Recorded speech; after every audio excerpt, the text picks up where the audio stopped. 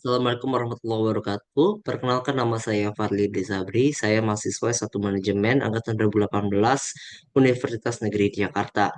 Pada kesempatan kali ini saya akan menjelaskan tentang rancangan seminar proposal saya yang akan berjudul pengaruh pada quality dan content vision terhadap brand image dan purchase intention pada Wuling Motors. Masuk ke bab satu yaitu pendahuluan. Latar belakang penelitian yang akan saya lakukan yaitu seiring berkembangnya zaman dan teknologi, kebutuhan akan produk yang dapat menunjang mobilitas dan memudahkan dalam kegiatan sehari-hari sangat diminati oleh konsumen saat ini. Kendaraan saat ini dianggap lebih dari sekedar alat transportasi, tetapi juga sebagai alat untuk memudahkan pekerjaan dan sebagai sarana kenikmatan bagi pemiliknya. Oleh karena itu, kepemilikan kendaraan pribadi tidak lagi dipandang sebagai barang mewah, tetapi juga sebagai optimalisasi kebutuhan individu. Dalam menghadapi persaingan industri otomotif yang semakin tinggi, tuntutan untuk meningkatkan kualitas produk dan pelayanan yang unggul menjadi sangat penting. Berbagai upaya dilakukan oleh para top industri untuk menjaga kualitas produk yang dibuat, antara lain dengan inovasi teknologi terhadap produk yang telah dibuat sebelumnya dan melakukan promosi sesuai dengan target pasar yang dituju. Salah satu merek yang bersaing dengan industri ini yaitu Wuling Motors. Namun sayangnya sampai saat ini Wuling Motors belum dapat bersaing kuat dengan perusahaan-perusahaan lain dikarenakan Wuling masih belum mencatat angka penjualan yang dominan di pasar Indonesia. Hal tersebut terlihat pada data penjualan mobil di Indonesia di tahun 2023 yang lalu. Wuling hanya dapat mencapai 3,2% dari total penjualan mobil secara retail di Indonesia. Berikut adalah tabel yang menunjukkan total penjualan mobil secara retail di Indonesia pada tahun 2023 lalu. Secara historis, Wuling Motors cukup berhasil mencatatkan nama mereka dalam industri mobil di Indonesia, dikarenakan walaupun baru memulai produksi di tahun 2017, namun 2 tahun berselang, Wuling berhasil mencapai 10 besar penjualan mobil secara retail sejak tahun 2019 dan masih konsisten sampai sekarang. Sayangnya, Wuling belum bisa melakukan inovasi lebih lanjut dikarenakan tingkat penjualan mereka masih cenderung stagnan dan belum ditingkatkan lebih jauh. Hal ini menunjukkan bahwa terdapat aspek utama yang perlu ditingkatkan kembali oleh Wuling Motors, yakni purchase intention.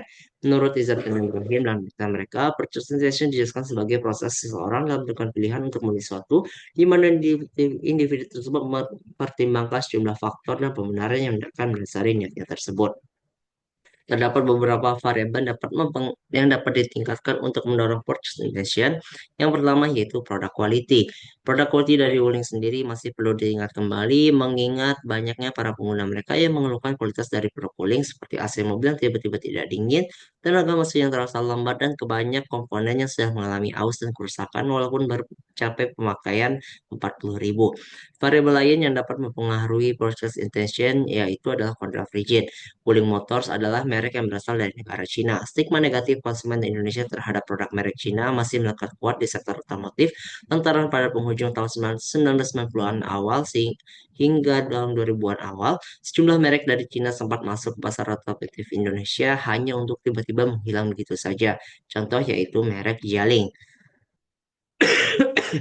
Produk quality dijelaskan oleh Waluya dan kawan-kawannya dalam berita mereka sebagai keseluruhan karakteristik dan sifat barang dan jasa yang berpengaruh kemampuan untuk memenuhi kebutuhan konsumen yang dinyatakan atau tersirat. Pengaruh antara produk quality terhadap purchase intention telah ditelusuri oleh beberapa penelitian yang menyatakan bahwa produk quality memiliki pengaruh positif signifikan terhadap purchase intention. Hal ini dikarenakan konsumen akan lebih tertarik dengan produk berkualitas baik, dikarenakan produk tersebut dapat memuaskan kebutuhan konsumen. Sehingga semakin baik kualitas sebuah produk, maka semakin tinggi pula niat konsumen untuk membeli produk tersebut. Lanjut, convergence didefinisikan oleh Hian dan kawan-kawan dalam penelitian mereka sebagai persepsi yang dimiliki konsumen terhadap negara di mana sebuah produk atau merek berasal. Persepsi ini terbentuk dari kesadaran konsumen terhadap kekuatan dan kelemahan yang muncul dari produksi dan pemasaran yang berasal dari negara tersebut. Walaupun Wuling memiliki produksi melalui pabrik di Indonesia, namun Wuling Motors merupakan merek yang berasal dari Cina dikarenakan perusahaan serta produksi awal Wuling sendiri dimulai di Cina. Sehingga meskipun negara Cina telah memulai perubahan positif sebagai produsen terkemuka di dunia, namun kualitas produknya masih dianggap rendah di konsumen oleh konsumen Indonesia. Pengaruh antara country of origin terhadap purchase intention juga telah penelitian yang menyatakan bahwa country of origin memiliki pengaruh positif signifikan terhadap purchase intention. Hal ini dikarenakan country of origin merupakan hal yang dipertimbangkan oleh pelanggan dalam membentuk keyakinan dan persepsi mereka tentang suatu produk. Jika persepsi country of origin dianggap baik oleh konsumen, maka mereka akan memiliki niat yang lebih baik tinggi untuk membeli produk tersebut. Produk quality dan country of origin juga dapat mengaruhi brand image. Produk quality dan country of origin juga dapat mempengaruhi brand image perusahaan. Melalui dan kawan-kawannya dalam penelitian mereka menjelaskan brand image merupakan sebuah pandangan saat ini dari konsumen tentang istilah, desain, nama, simbol, atau hal lain apapun yang membedakan produk satu perusahaan dari produk perusahaan lain. Pengaruh antara country of origin terhadap brand image juga telah diselidiki oleh beberapa penelitian yang menyatakan bahwa country of origin memiliki pengaruh positif signifikan terhadap brand image. Hal ini dikarenakan ketika pelanggan cenderung menekankan reputasi produk berdasarkan negara asal tersebut. Jika negara asal produk tersebut dianggap baik, maka brand image tersebut juga akan baik. Brand image juga memiliki pengaruh terhadap purchase intention. Penelitian dari Kurniawan kawan-kawan, Mulyanok dan Kusworo dan Narzani dan Suparna menyatakan bahwa brand image memiliki pengaruh positif signifikan terhadap purchase intention. Hal ini dikarenakan brand image digunakan sebagai evaluasi konsumen terhadap suatu produk, sehingga brand image yang positif akan meningkatkan persepsi dan keyakinan konsumen terhadap suatu merek, dan pada akhirnya akan meningkatkan minat beli terhadap produk tersebut. Berdasarkan latar belakang, permasalahan dan penjelasan yang telah disampaikan sebelumnya, saya sebagai peneliti tertarik untuk meneliti lebih lanjut tentang Wuling Motors. Oleh karena itu, saya sebagai peneliti akan melakukan penelitian dengan judul pengaruh produk quality dan country of origin terhadap brand image dan purchase intention pada Wuling Motors. Penelitian ini akan menggunakan 4 variabel, yaitu produk quality dan country of origin sebagai variabel bebas, brand image sebagai variabel intervening, dan purchase intention sebagai variabel terikat. Masuk dalam rumusan masalah, terdapat 5 rumusan masalah yang akan diajukan, yakni yang pertama, apakah produk quality berpengaruh positif signifikan terhadap brand image pada Wuling Motor? Yang kedua, apakah country of origin berpengaruh positif signifikan terhadap brand image pada Wuling Motor? Yang ketiga, apakah produk quality berpengaruh positif signifikan terhadap purchase decision pada Wuling Motors? Yang keempat, apakah country of origin berpengaruh positif signifikan terhadap purchase decision pada Wuling Motors? Dan yang terakhir, kelima, apakah brand image berpengaruh positif signifikan terhadap purchase decision pada Wuling Motors? Lanjut untuk tujuan penelitian, terdapat lima tujuan penelitian, yaitu yang pertama untuk menguji pengaruh signifikan produk quality terhadap brand image, yang kedua untuk menguji pengaruh signifikan country of origin terhadap brand image, yang ketiga untuk menguji pengaruh signifikan produk quality terhadap purchase intention, yang keempat untuk menguji pengaruh signifikan country of origin terhadap purchase intention, dan yang kelima untuk menguji pengaruh signifikan brand image terhadap purchase intention. Manfaat penelitian yang akan dirasakan yaitu ada dua. Hasil penelitian ini diharapkan dapat memberi manfaat secara teoritis bagi mahasiswa, dosen, serta pihak Wuling Motors. Bagi akademisi, hasil dari penelitian ini diharapkan mampu memberikan gambaran teoritis terkait hubungan dan pengaruh antara produk quality, country of origin, dan brand image dan purchase intention, serta dapat menjadi bahan rujukan penelitian selanjutnya. Lalu hasil penelitian ini diharapkan dapat memberikan masukan-masukan praktis yang bermanfaat bagi Wuling Motors untuk mengetahui faktor-faktor mana yang bisa dikembangkan untuk meningkatkan niat membeli produk perusahaan, sehingga di kemudian hari Wuling Motors dapat terus berkembang. Masuk ke bab 2, yakni kajian teoritik. Masuk ke teori pendukung. Untuk produk quality, menurut Budianti dan Wiwahan dan penelitian mereka dijelaskan sebagai gabungan antara sifat dan karakteristik suatu produk yang menentukan sejauh mana produk tersebut dapat memenuhi kebutuhan-kebutuhan konsumen. Produk yang berkualitas harus dapat menunjukkan fungsi yang dimilikinya. Menurut Budianto dan Wiwahan dan penelitian mereka, terdapat beberapa aspek berbeda dalam produk quality, yaitu pertama ada performance atau kinerja, yaitu karakteristik operasi dasar dari suatu produk. Yang kedua, durability atau daya tahan, yaitu berapa lama produk dapat bertahan selama digunakan. Yang ketiga, compliance atau kesesuaian, yaitu sejauh mana karakteristik utama dari suatu produk dapat memenuhi spesifikasi pelanggan tertentu. Yang keempat, features atau feature, yaitu karakteristik yang dirancang untuk meningkatkan fungsionalitas produk demi meningkatkan minat pelanggan. Yang kelima, reliability atau kandalan, yaitu memungkinkan bahwa produk akan bekerja dengan baik selama jangka waktu tertentu. Yang keenam, service capabilities, yaitu kemampuan layanan, yaitu bagaimana produk tersebut dapat melayani keluhan pelanggan secara cepat, nyaman, kompeten, dan mudah. Dan yang terakhir yaitu tujuh estetik atau estetika, yaitu daya tarik atau nilai keindahan suatu produk jika diamati menggunakan panca indera. Menurut Nilasari dan Handayani dan penelitian mereka, country of origin adalah hal yang mewakili persepsi positif atau negatif konsumen terhadap produk yang berasal dari negara tertentu.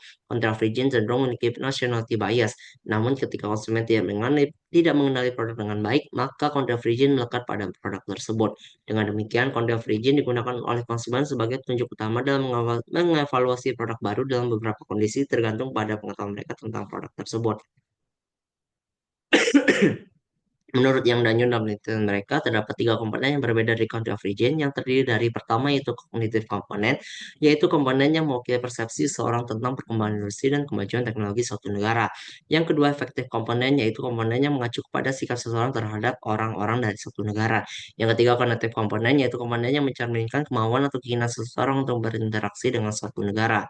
Menurut Sari dan kawan-kawannya dalam penelitian mereka, brand image adalah hal apa yang dirasakan oleh konsumen. Persepsi dalam hal ini adalah proses yang digunakan oleh seorang individu untuk memilih, mengatur, dan menginterpretasikan input informasi untuk menciptakan gambaran yang bermakna terkait merek tersebut.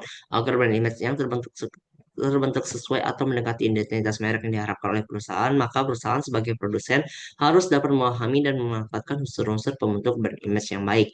Menurut Rodriguez dalam penelitian mereka, terdapat tiga komponen dari brand image, yaitu pertama ada kognitif atau misteri, yaitu nilai yang mencerminkan keyakinan pribadi konsumen, pemikiran dan evaluasi terhadap merek tertentu dalam kaitannya dengan atribut produk, layanan, kinerja, dan makna dari suatu merek.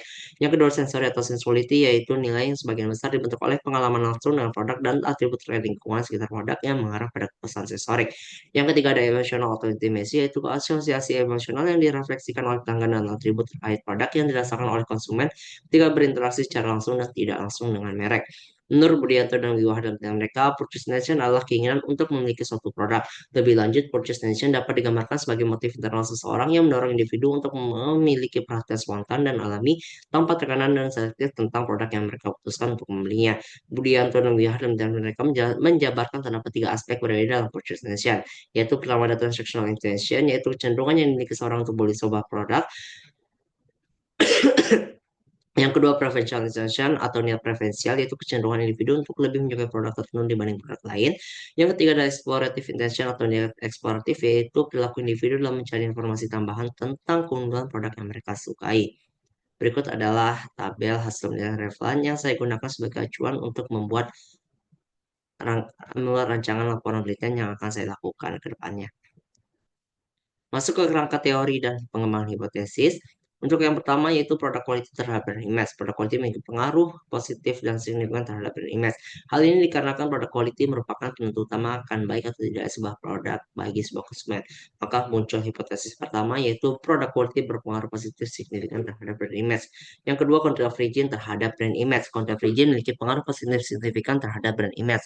Hal ini dikarenakan persepsi konsumen terhadap negara asal suatu produk sering dijadikan sebagai penilaian oleh konsumen dalam menilai sebuah produk. Lalu muncul hipotesis kedua yaitu convergence berpengaruh positif signifikan terhadap brand image. Yang ketiga, produk quality terhadap purchase intention.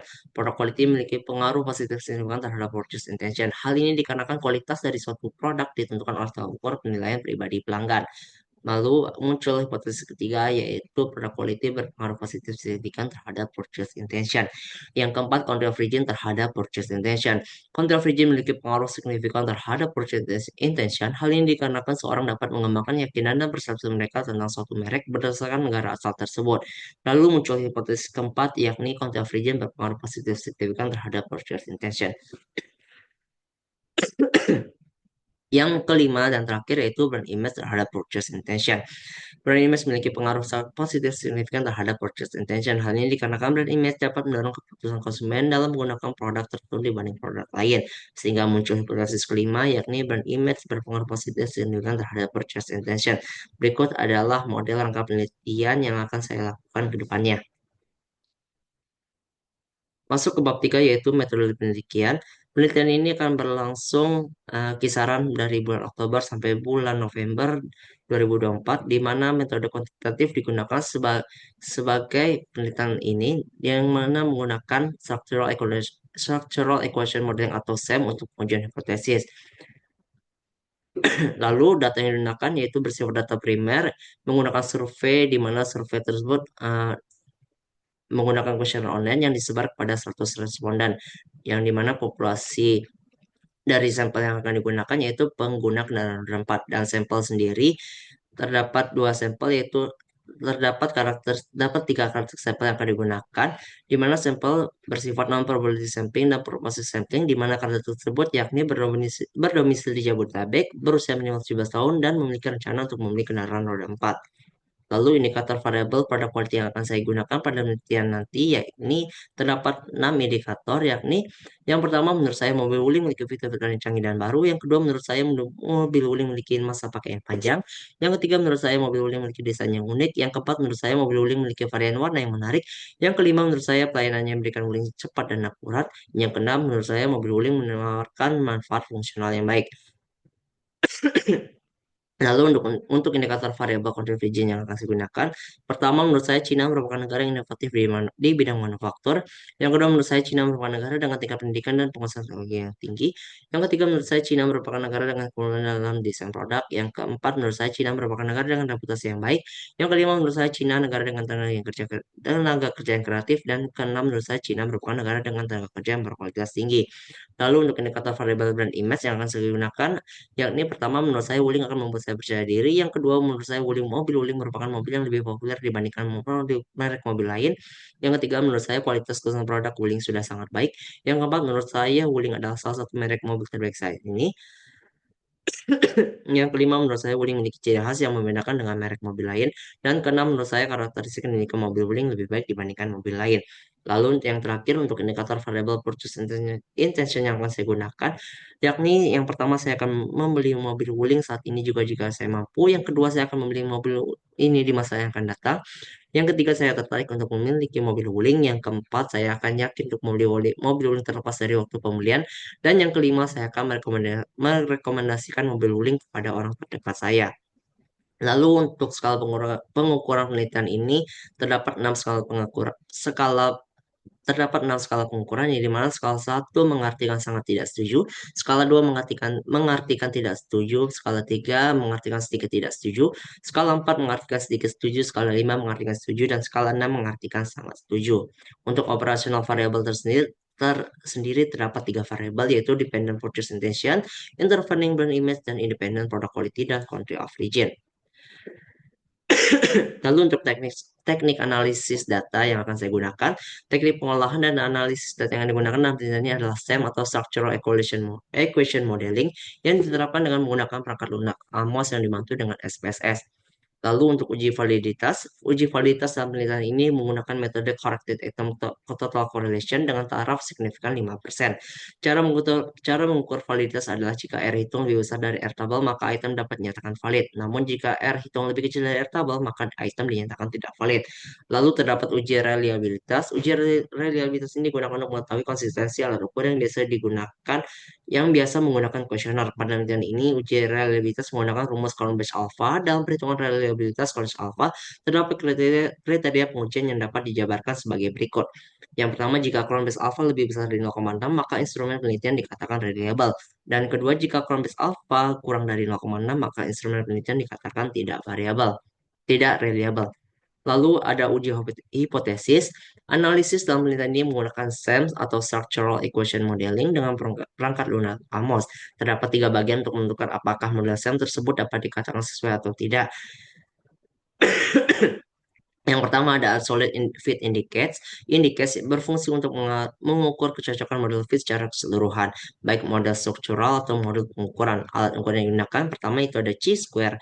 Jika nilai chi-square semakin rendah, maka model tersebut semakin baik dan diterima berdasarkan probabilitas dengan cut-off value sebesar 0,05. Lalu ada GFI atau Goodness of Fit Index, yang dimana jika nilainya lebih besar sama dengan 0,9 berarti good fit. Lalu ada ada CMIN atau DF, yang mana jika nilainya lebih kecil atau sama dengan 2 yang menunjukkan model tersebut fit. Yang lalu ada TLI atau Track Lewis Index, yang dimana jika nilai lebih dari 0,95 direkomendasikan untuk menerima sebuah model yang diuji. Lalu ada CFI atau Comparative Fit Index. Besaran CFI berada pada rentang 0 sampai 1, di mana nilai CFI yang diharapkan adalah lebih besar sama dengan 0,95. Semakin mendekati 1 menunjukkan very good fit. Yang ketujuh, yang selanjutnya ada RMCA atau the Root Mean Square Error of Approximation. Nilai RMSEA lebih kecil atau sama dengan 0,08. 0,08 merupakan indeks untuk menyatakan model dapat diterima. Lalu yang terakhir ada AGFI atau Adjusted Goodness of Fit Index. Nilai yang direkomendasikan adalah lebih besar sama dengan 0,9. Lalu yang kedua ada incremental fit index berfungsi untuk membandingkan model yang diusulkan dengan model dasar yang digunakan oleh peneliti. Lalu yang terakhir ada parsimony fit index berfungsi untuk membandingkan model yang kompleks dengan sederhana. Berikut adalah rangkuman dari goodness of indicates. Lalu hasil uji hipotesis hubungan antara variabel ditunjukkan dari nilai standardized total effects. Interpretasi untuk nilai standardized total effects sebagai berikut. Jika nilai yang lebih dari Maaf, untuk pertama, jika nilai lebih kecil dari 0,2 dikatakan lemah, jika nilai berada di antara 0,2 sampai 0,3 dikatakan efek ringan, jika nilai 0,3 sampai 0,5 dikatakan efek cukup kuat, jika nilai 0,5 sampai 0,8 dikatakan efek kuat, dan jika nilai berada di atas 0,8 dikatakan efek sangat kuat. Sekian dan terima kasih atas perhatiannya. Mohon maaf jika ada kekurangan. Wassalamualaikum warahmatullahi wabarakatuh.